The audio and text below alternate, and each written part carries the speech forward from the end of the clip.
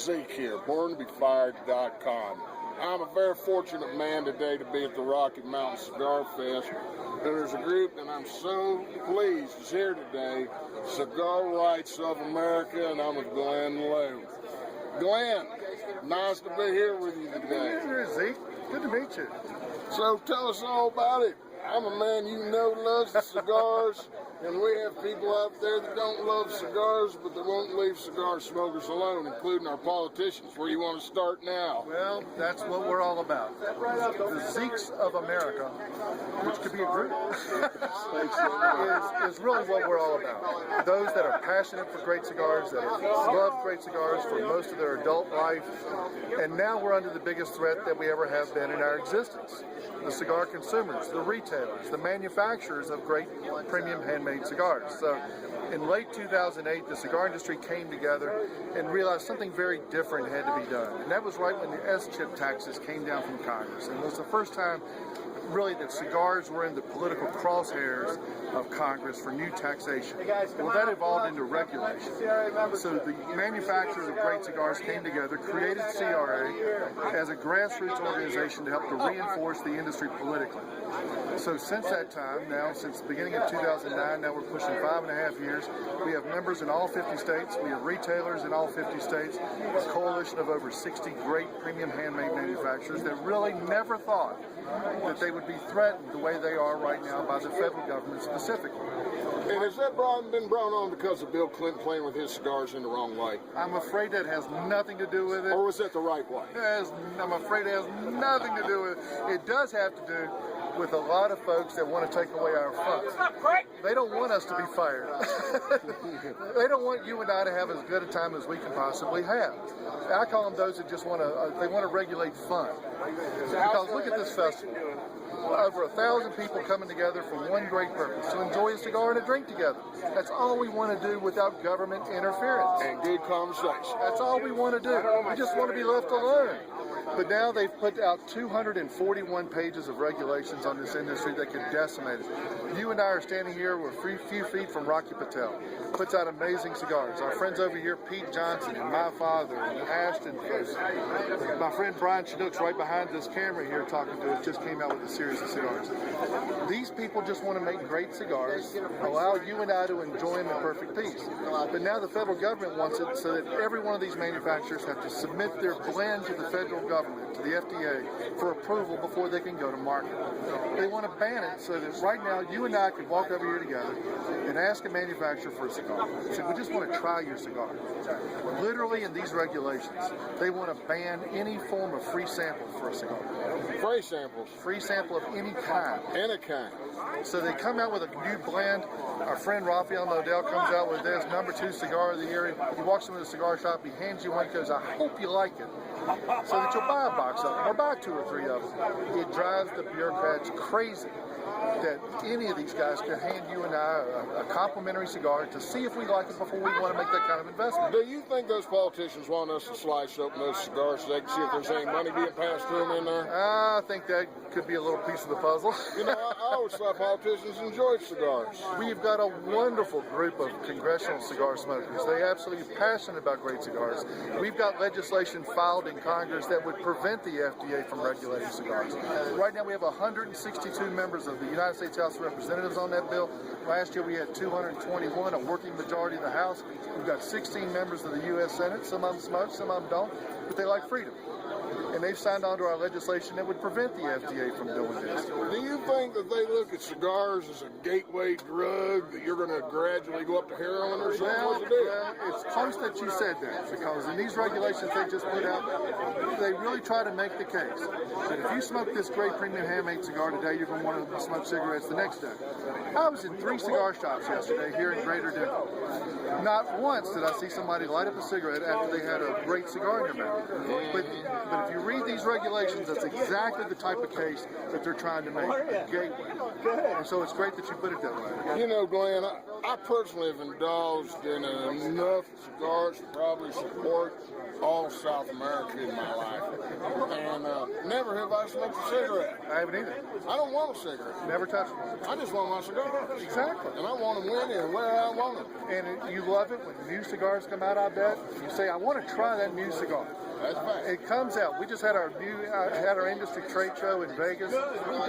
Dozens upon dozens of new wonderful blends have come on the market.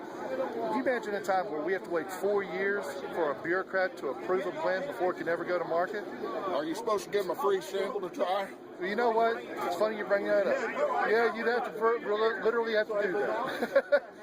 So, what is it that you think? Where are the, there's Mothers Against Drunk Drivers. I have never smoked a cigar and drove in a ridiculous fashion. Are they concerned that the cigar is going to get stuck behind the steering wheel? I tell you what, where their mindset goes, sometimes I have a really tough time trying to figure it out. We're not hurting anybody. We're really not even hurting ourselves. We literally, when we responded to the FDA on August the 8th, we submitted our 124 pages of response back to that agency. We had a board-certified toxicologist in our report. There's not one study on planet Earth about the adverse health impact exclusively of premium handmade cigars. In fact, we quote monograph number 9 from the National Cancer Institute that says, if you're a happy cigar smoker, a relaxed kind of guy, a guy looking to be fired, that's right, Ryan. Go fire yourself. that you and I probably have a 2-year more greater life expectancy than the non-smoker. And we put that back in our report. You and I are happier human beings because we can enjoy a cigar and a drink together. You know, I believe it was George Burns. Somebody said, George, you're 90. You smoke a lot of cigars. What does your doctor think about this? He said, I know my doctor died 10 years ago. He said he outlived them all. Outlived them all. He outlived them all. That's it. I also like the one, it might have been Groucho Marx, I can't remember, but he said, why give up all your vices so that we can live 3 more years in the geriatric ward? Well, how can people help make sure that another one of our freedoms aren't taken away from us, Glenn? Well, I appreciate that. We want folks to go to cigarrights.org, join up. Cigarrights.org. Hey, y'all, pay attention. Fire yourself, pay attention. It's cigarrights.org. That's it. Sign up online. We're just like the NRA. For $25, we'll ship you 2 great cigars, a weekly newsletter on all the battles we're fighting for cigar smokers all over the country. We're breaking it down by congressional precinct. We'll let politicians know that cigar smokers are a bona fide political constituency, that we can change elections because we're going to galvanize our people so that we can do exactly what you just said, prevent another freedom from being taken away. It's hard to take our freedoms away. It's the reason we all got to hang in this together, because right now people just really don't know how serious this is. This is a game changer for those of us who love great cigars. And how can we send word out there to the retailers about what you have going on? They can do the same thing. We have a retail membership. We sign up people in cigar shops all across America, the brick and mortar backbone of distributing great cigars. We also have to think about this. There's over 300,000 jobs in Latin America associated with making these great cigars. 35,000 just in Honduras. I was just with the ambassador to the United States from Honduras. We got this border crisis in Texas. They appreciate our cigar jobs. They know they are sources of stability for families. They put food on the table in Latin America, Nicaragua, Dominican Republic, Honduras, the leaf providers in Costa Rica, Brazil, Mexico.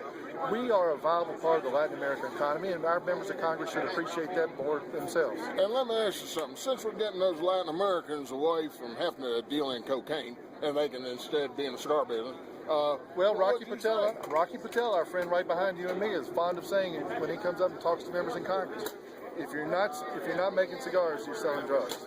So, now that we are trying to clean up the world, we're trying to clean up the world through smoking cigars. Well, that's one way to put it, but let's just put it this way. We're doing our part for Latin American, their economy.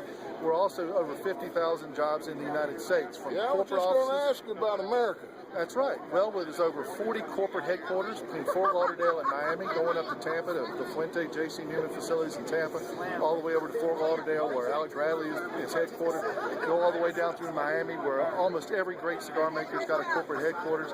You got the supply chain that goes from the port of Miami through to over 2,000 premium handmade cigar shops throughout America.